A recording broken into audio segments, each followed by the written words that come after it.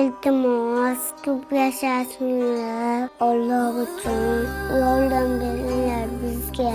İltimos qiynalib ketdik. Oğlumni operatsiyasiga yordam beringlar. Zudlik bilan 3ta joyini, qovog'ini, oyoq qo'lini Hindistonga borib operatsiya qilishimiz kerak ekan. Bunga $20,000 ketar ekan. Iltimos bizni yolg'iz qoldirmanglar.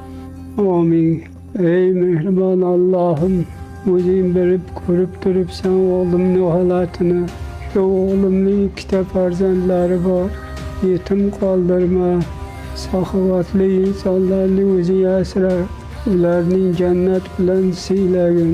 Kim farzandimga yordam qo'lini cho'zsa, uning ro'zg'origa baraka bering.